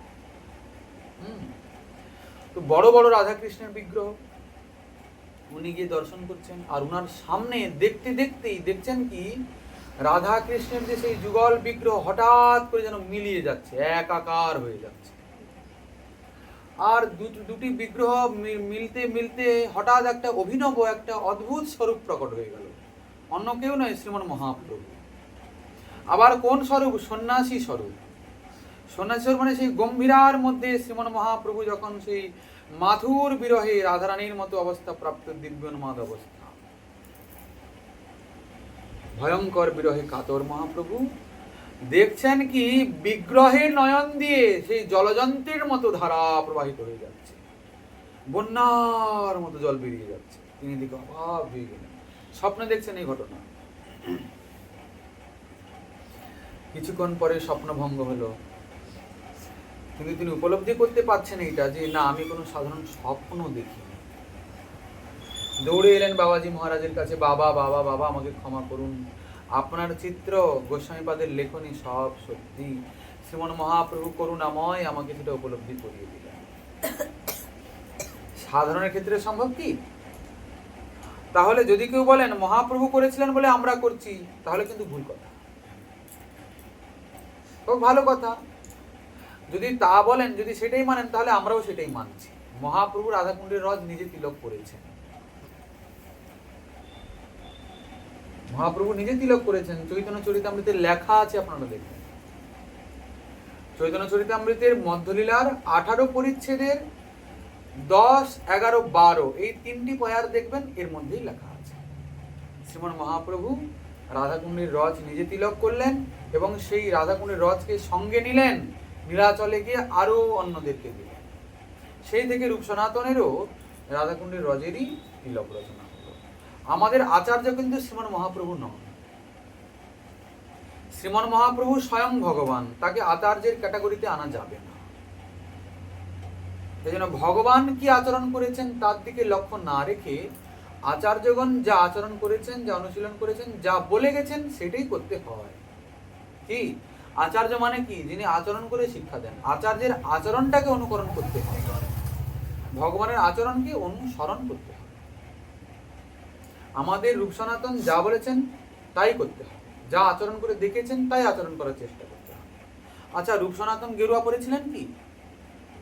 রূপ সনাতন দণ্ড ধরেছিলেন কি? ওই দেখা যায় না তো। তা অনেকে করেন কি, রূপ সনাতনকে গেরুয়া পরিয়ে দিয়েছেন। আসলে এগুলো কিন্তু নয় আমাদের ভক্তি ধর্মের পদ্ধতি। সুচারুরূপে এই বিষয়গুলোকে উপলব্ধি করতে হবে। তো যাই হোক, এই করে রাধাকুণ্ড প্রকট হলো, শ্যামকুণ্ডের প্রকট হলো। কিন্তু বর্তমানে যে রাধাকুণ্ড দেখা যাচ্ছে, এই রাধাকুণ্ড তো ছিল না মহাপ্রভুর সময়। শ্রীমদ রঘুনাথ দাস গোস্বামী চরণ, সেইখানে মহাপ্রভু যেখানে রাধাকুণ্ড বলে ভজন দাঁড়িয়েছিলেন, সেখানে গিয়ে ভজন করছেন। তো ওনার একদিন ইচ্ছা হলো, যদি কিছু টাকা হতো, যদি কিছু অর্থ থাকতো, তাহলে এই রাধাকুণ্ডকে আমি একটু সংস্কার করতাম, একটু সেবা করতাম। হঠাৎ করে মনে হচ্ছে, ছি ছি ছি ছি ছি, আমার মনে একই চিন্তা এলো, আমি অর্থের কামনা করলাম, হায় হায় হায় আমার কি দুর্ভাগ্য, হা প্রভু ক্ষমা করো ক্ষমা করো। নিজেকে কত দোষ দিচ্ছেন, কত অনুতপ্ত হচ্ছেন। কিন্তু দেখুন, যদি কোনো সাধক জগতের মঙ্গলের জন্য, ভক্তি ধর্মের অগ্রগতির জন্য কোনো শুভ কামনা করে, ভগবান তৎক্ষণাৎ সেটাকে পূর্ণ করেন। কিন্তু যদি কেউ নিজের ভোগ বিলাসে চিন্তা করেন, তাহলে ভগবান চিন্তা করেন ওটাকে দেওয়া যাবে কিনা। কারণ ভগবান তো করুণাময়, তিনি ভক্তের করুণাই চান। আমি বিজ্ঞ এই মূর্খে বিষয় কেন দিব, সচরণামৃত দিয়া বিষয় ভুলাইব। তিনি একটু চিন্তা করেন, এই যে কামনাটা করছে, এইটা এই কামনা ওটা যদি ওর প্রাপ্তি হয়, এটা ওর মঙ্গল কতটা হবে। আচ্ছা, তিনি তো এটা চিন্তা করে নিজেকে বড় বড় নিজেকে দোষ দিচ্ছেন, তিনি বড় অশান্তি বোধ করছেন। এদিকে হয়েছে কি, একজন জনৈক শেঠ, বড় ধন সম্পত্তিওয়ালা, সে ভগবানের কাছে মানত করেছিল, বদ্রীনারায়ণের কাছে, যে আমার এই এই অভিলাষ যদি পূর্ণ হয়, তাহলে আমার যাবতীয় ধন সম্পত্তি তোমাকে আমি দেবো, উপহার স্বরূপ মানত করেছে। এখন বদ্রীনারায়ণের কৃপায় তার সেই মানত পূর্ণ হয়েছে। তো এখন কথা মতো তাকে তো বদ্রীনারায়ণের কাছে তাকে দিতেই হয়। কিন্তু একদিন হঠাৎ করে বদ্রীনারায়ণ ওনার স্বপ্নে এসেছেন। বলে ওহে, তোমার যে নিষ্ঠা তাতে আমি বড় সন্তুষ্ট হয়েছি, তোমাকে আর এখানে হরিদ্বারে আসতে হবে না, তো কষ্ট। তুমি এক কাজ করো, তুমি বৃন্দাবনে যাও, সেখানে রাধাকুণ্ডে যাবে। রাধাকুণ্ডে তো জানো না, বৃন্দাবনে যাবে, আমার একজন অত্যন্ত প্রিয়তম ভক্ত বাস করে রঘুনাথ দাস নামে। যাবতীয় তোমার সম্পত্তি, ধন সম্পত্তি তাকেই তুমি দেবে। বলবে আমি পাঠিয়েছি। ভালো কথা। তখনকার দিনে পুরো বৃন্দাবন জঙ্গলাকীর্ণ। কে চেনে রঘুনাথ দাস কোথায় থাকে? জঙ্গল আর জঙ্গল। গোস্বামীগণ সেই জঙ্গলে জঙ্গলে ভ্রমণ করে করে, হা বৃন্দা দেবী লীলাস্থলীগুলোর নাম উচ্চারণ করে করে, হা কালিয়া দমন ঘাট, হে রাধাকুণ্ড, হে নন্দগ্রাম, হে বর্ষানা, এই করে লীলাস্থলীগুলোকে, স্থানগুলোকে চিৎকার করে করে, আকুল হয়ে ব্যাকুল হয়ে চিৎকার করে ডেকেছে। তাদের প্রতি কৃপার বশবর্তী হয়ে সেই সব স্থান প্রকট হয়েছেন, সেসব বিগ্রহগণ প্রকট হয়েছেন, ও সব বজ্রনাভের দ্বারা তৈরি বিগ্রহ। আজকে যে বৃন্দাবন দেখা যায় আমাদের রূপ সনাতনের করুণা। এখন ব্রজে অনেক সম্প্রদায় এসছেন, এখন ব্রজে অনেকেই বাস করেন। অনেকে বলেন আমাদের আচার্য এসে এই করেছেন, অনেকে বলেন আমাদের আচার্য এসে, আমাদের অমুক এসে এই করেছেন। কিন্তু না, সত্যিকারের ইতিহাস ঘাঁটলে জানা যায় শ্রীমন মহাপ্রভু সর্বপ্রথম ভূগর্ভ গোস্বামীপাদ, লোকনাথ গোস্বামীপাদ রূপ সনাতনকে পাঠিয়েছিলেন। তারাই প্রথম বৃন্দাবনকে আবার পুনরায় প্রকট করেছেন। অন্যান্য সম্প্রদায় পরবর্তীকালে আস্তে আস্তে করে এলো। রাধাকুণ্ড বলে কিছুই ছিল না মহাপ্রভু যখন যান। সেই শেঠজি এসছেন, খুঁজে খুঁজে দেখছেন কি একজন বসে আছেন, জীর্ণ শীর্ণ অবস্থা। বাবাজি, কে কে এসছো? কেন এসছো? তুমি কে? বাবাজি, আমার একটা কথা ছিল, আপনি যদি রক্ষা করেন। আমার এত কথা বলার তো সময় নেই, আমার কাছে আসলে কেন? না, আমি কিছু ভেট নিয়ে এসেছি আপনাকে দিতে। কি ভেট? আমার তো চাই না, আমার তো কোনো প্রয়োজন নেই। যাও যাও যাও যাও যাও, যার প্রয়োজন আছে তাকে দাও। কেন প্রয়োজন নাই? না, ওনার তো একটু মাঠা খেলেই হয়ে যায়। ওনাদের কি প্রয়োজন? একটু মাঠাতে দিন যাপন করেন, এইসব ভেট তাদের কি কাজে লাগবে? আমার তো কিছুই প্রয়োজন নেই। যাও যাও যাও, যাদের প্রয়োজন তাকে দাও। তাড়িয়ে দিচ্ছেন। বলে ক্ষমা করবেন, আসলে আমাকে বদ্রীনারায়ণ পাঠিয়েছেন আপনার কাছে। কি বললে? বদ্রীনারায়ণ পাঠিয়েছেন মানে কি বলেছেন? তিনি বলেছেন যে এরকম করে রাধাকুণ্ডে একজন আছেন রঘুনাথ দাস বলে, তুমি ওনার কাছে যাও, তোমার সমস্ত ধন সম্পদ ওনাকে দাও। কেন কেন কেন তিনি আমার কথা বললেন কেন? আমি জানি না, আমার এরকম মানত ছিল, তিনি এইভাবে দিয়েছেন। গোস্বামীপাদ তখন মনে মনে চিন্তা করছেন, প্রভু কত করুণাময়, আমি এইটুকুন অভিলাষ করেছিলাম, প্রভু আমার কথা শুনে নিয়েছেন, এই জন্য তিনি ধন সম্পত্তি পাঠিয়ে দিয়েছেন। তিনি স্বীকার করলেন সেই সম্পত্তি, শ্রীমৎ জীব গোস্বামীপাদকে দিয়ে তিনি কুণ্ড সংস্কার করলেন, রাধাকুণ্ড শ্যামকুণ্ড। কিন্তু হলো সমস্যা কি, রাধাকুণ্ড তো যাই হোক সমান হলো চারদিকে, শ্যামকুণ্ড বৃহৎ আয়তন শ্যামকুণ্ড করতে গিয়ে মাঝখানে না 5টা গাছ বড় বাধা দিচ্ছে। মাঝখানে 5টা নিম গাছ না তাল গাছ নাকি আছে, ও বাধা দিচ্ছে। ওটাকে কেটে উড়িয়ে দিলেই আর কুণ্ডগুলো সমান হয়ে যায়। তো ধার্য হলো কালকে গাছ কাটা হবে। রাত্রিকালে পঞ্চপাণ্ডব স্বপ্নে এসছেন গোসাইপাদে। গোসাইজি, ও গোসাই, তুমি আমাদেরকে এভাবে কেটে ফেলো না, আমরা এই বৃন্দাবনে আছি, ভজন করি, হ্যাঁ, তুমি আমাদেরকে এভাবে কেটে আর আমাদেরকে ভজন থেকে বঞ্চিত করো না। গোস্বামীপাদের কাছে প্রার্থনা করছেন পঞ্চপাণ্ডব, বৃক্ষ হয়ে আছেন তারা। গোস্বামীপাদ বললেন, ওহে, ওই বৃক্ষগুলো থাক, ওদেরকে কেটো না। এই জন্য দেখবেন আপনারা শ্যামকুণ্ড একটু টেরা হয়ে আছে। অনেক বলেন আসলে শ্যাম টেরা, তো এই জন্য তার কুণ্ডও টেরা। কিন্তু আমাদের রাধারানী সহ সখীগণ যে কুণ্ড তৈরি করলেন তার নাম হলো কঙ্গন কুণ্ড। সেই কুণ্ড, রাধা কুণ্ড যে দেখা যায় তার ভেতরে অবস্থান করে আছে। যখন কুণ্ডের জল শুকানো হয় তার ভেতরে সেই কুণ্ড দর্শন হয়। তেমনি শ্যাম কুণ্ডের ভেতরে একটা ছোট্ট কুণ্ড আছে, তার নাম হলো বজ্রনাভ কুণ্ড। সেই কুণ্ড স্বয়ং বজ্রনাভ তৈরি করেছে। এই করে আমাদের শ্রী শ্রী রাধা কুণ্ড। এই কুণ্ডে একবার যেই করে স্নান, তারে রাধা সমপ্রেম কৃষ্ণ করে দান। তো আমাদের আচার্যগণ শাস্ত্রের প্রমাণও দিয়েছেন, যথা রাধা প্রিয়া বিষ্ণুস্তস্যা কুণ্ডং প্রিয়ং তথা সর্বগোপীষু সেবৈকা বিষ্ণুর অত্যন্ত বল্লভা। যেরকম রাধারানী শ্যামের প্রিয়, তেমনি তার সেই শ্রীকুণ্ড শ্যামের অত্যন্ত প্রিয়। সেই কুণ্ডে নিত্য কৃষ্ণ রাধিকার সঙ্গে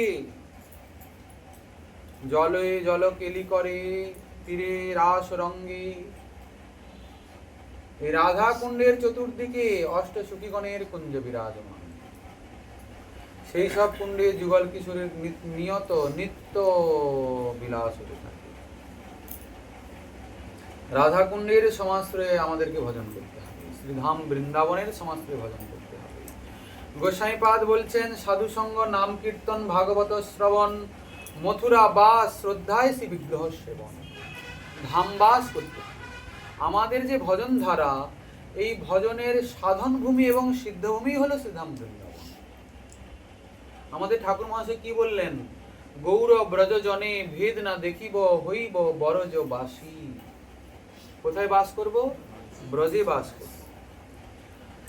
ব্রজে বাস করেই ভজন করতে হবে। যারা ধামে গেছেন ভজন করার জন্য, যারা ধামে থাকেন, তারা বুঝতে পারবেন ধাম বাস করে ভজনের অনুভূতিটা কি আছে। ধামের বাইরেও ভজন হচ্ছে, কিন্তু ধামে বাস করে ভজন, ধামের বাইরে ভজনের মধ্যে পার্থক্য আছে। আপনারা গেছেন তো ধামে? গেছেন তো? যে কয়েকটা মুহূর্ত ধামে ছিলেন, সেই সময়টার অনুভব কিরকম? জয় শ্রী ললিতা কুণ্ড, জয় শ্যাম কুণ্ড, জয় জয় রাধা কুণ্ড, প্রতাপ প্রচণ্ড। আমার জীবনে মরণে গতি, জয় রাধা কুণ্ড, জয় শ্যাম কুণ্ড। কুণ্ডের মহিমা কিছু শুনো ভক্তগণ, পুরাণাদি শাস্ত্রমদি ভাষায় লিখন। কুণ্ডের মহিমা সিন্ধু অনন্ত অপার, অজ ভব আদি শেষ নাহি পায় পার। ক্ষুদ্র জীব কি করিব তাহার বর্ণন, আমি ক্ষুদ্র জীব হয়ে সেই সব শ্রীকুণ্ডের মহিমা কি বর্ণনা করব। দিক দর্শন মাত্র করি যে লিখন, বৈকুণ্ঠ হইতে শ্রেষ্ঠ হয় মধুপুরী। জন্মলীলা প্রকটিলা আপনি শ্রীহরি। বৈকুণ্ঠের থেকে শ্রেষ্ঠ মথুরা কেন? সেখানে শ্রীকৃষ্ণ তার জন্মলীলার প্রকট করেছেন। ভালো কথা। মধুপুরী হইতে শ্রেষ্ঠ হয় বৃন্দাবন। মথুরা থেকে শ্রেষ্ঠ কি? বৃন্দাবন। রাসোৎসব কইলা যাহা লইয়া গোপীগণ। বৃন্দাবন শ্রেষ্ঠ কেন? সেখানে রাসলীলা হয়েছিল বলে। আবার ভাগবতে সুপ্রসিদ্ধ শ্রী শুক ভারতী ব্রহ্মার দর্শন বৃন্দাবনের বিভূতি। এক দেশে অনন্ত বৈকুণ্ঠ বিষ্ণুধাম, হেন বৃন্দাবন ধামের কে করে উপাম। বৃন্দাবনের উপমা কোন ধামের সঙ্গে করা যাবে? দেখুন, সব ধামে নিজ নিজ জায়গায় শ্রেষ্ঠ, কিন্তু ত্রৈলোক্যে পৃথিবীং ধন্য যত্র বৃন্দাবনম। বৃন্দাবন থাকার জন্য পৃথিবী ধন্য হয়ে গেল। বৃন্দাবন মধ্যে শ্রেষ্ঠ হন গিরিরাজ। বৃন্দাবন ধামের মধ্যে শ্রেষ্ঠ কি? গিরিরাজ গোবর্ধন হন গিরিরাজ, যার দ্বারা কইলা কৃষ্ণ গোষ্ঠ রক্ষা কাজ। গোকুলকে রক্ষা করার জন্য শ্রীকৃষ্ণ তাকে শ্রীহস্তে ধারণ করলেন, এই জন্য গিরিরাজ। গোবর্ধন মধ্যে রাধা কুণ্ড সর্বোত্তম। গোবর্ধনের মধ্যেও রাধা কুণ্ড সর্বশ্রেষ্ঠ। কৃষ্ণ প্রেম পরিপূর্ণ, কৃষ্ণ মনোরম। কৃষ্ণ প্রেমে পরিপূর্ণ, কৃষ্ণের মনোরম সেই রাধা কুণ্ড। বলে শ্রী শ্রী রাধা কুণ্ড কি? কৃষ্ণ প্রিয়া মধ্যে শ্রেষ্ঠা ব্রজ গোপীগণ, যার পদধূলি করে উদ্ধব প্রার্থন। গোপীগণ মধ্যে শ্রেষ্ঠা রাধা ঠাকুরানী, সর্বগুণ খনি কৃষ্ণ কান্তা শিরোমণি। জয়ছে কৃষ্ণ প্রিয় রাধা কুণ্ড, তৈছে তার কুণ্ডের মহিমা বর্ণে হইছে শক্তিকার। কুণ্ডের মাধুরী যেন রাধা মধুরিমা, হেন জন নাহি যে করিতে পারে সীমা। এই কুণ্ডে নিত্য কৃষ্ণ রাধিকার সঙ্গে জলে জলকেলি করে, তীরে রাস রঙ্গে। এই কুণ্ডে একবার যেবা করে স্নান, তারে রাধা সমপ্রেম কৃষ্ণ করে দান। গৌরাঙ্গ চরণ পদ্ম ভৃঙ্গ রঘুনাথ, রাধা কুণ্ডবাসী নাম জগতে বিখ্যাত। রঘুনাথ দাসের সম্বন্ধ লবলেশে, যদ্যপি অযোগ্য তবু করি অভিলাষে। এই মোর বাসস্থান, এই মোর স্থিতি, শ্রীকুণ্ড বিহনে মোর আর নাহি গতি। আমাদের নরোত্তম দাস ঠাকুর মহাশয় বলছেন, আমার জীবনে এরকম পরিস্থিতি কবে আসবে, রাধাকুণ্ডে বাস পাবো। রাধাকুণ্ডে থেকে, কুণ্ডের সমাশ্রয় থেকে আর যুগল কিশোরের ভজন করব। হা রাধে, হা মাধব, হা শ্যাম, কোথায় তোমরা? রাধাকুণ্ডের কোন সখীর কোন কুঞ্জে আছো, আমাকে একবার দর্শন দাও। অকিঞ্চন ভৃত্যচিত্তে অভিলাষ, জন্মে জন্মে রাধাকুণ্ড তীরে যেন হয় বাস। জয় শ্রীকুণ্ড তোমার ঈশ্বরী ঈশ্বর, তুয়া তীরে নীরে বাস করে নিরন্তর। দুঃখিত জনার এক শুনো নিবেদন, একবার করুণা করি দেখাও চরণ। কুণ্ড তীরে বাস আর কুণ্ডের সেবন, করিলে কি নাহি হয় কৃপার ভাজন। দন্তে তৃণ ধরি কহে দীন কৃষ্ণ দাস, নিজ গুণে দাসী করো এই অভিলাষ। এ জন্মে যদি ব্রজে বাস না হয়, কমসে কম ব্রজে বাস করার আকাঙ্ক্ষা আমি অভিলাষ নিয়ে যেন মরতে পারি। হা প্রাণেশ্বরী, হা বৃন্দাবন ধাম, হা শ্রীকুণ্ড, হে শ্যাম সুন্দর, হে গোস্বামীগণ, তোমরা কৃপা করো যেন পরজন্মে কমসে কম আমার তোমাদের ধামে বাস হয়। তোমাদের সেই অনুভূতি যেন হৃদয়ে জাগে, তোমাদের ধামের সমাশ্রিত হয়ে যেন তোমাদের নাম গান গিয়ে তোমাদেরকে পেতে পারি। ধামের সেবা, ধামে বাস করে ভজন করতে হবে। আজকের হরিকথামৃত রাখা হলো এখানেই বিশ্রাম। যদি শ্রীমন মহাপ্রভুর করুণা হয়, আগামীকাল রইল আবার আস্বাদনা।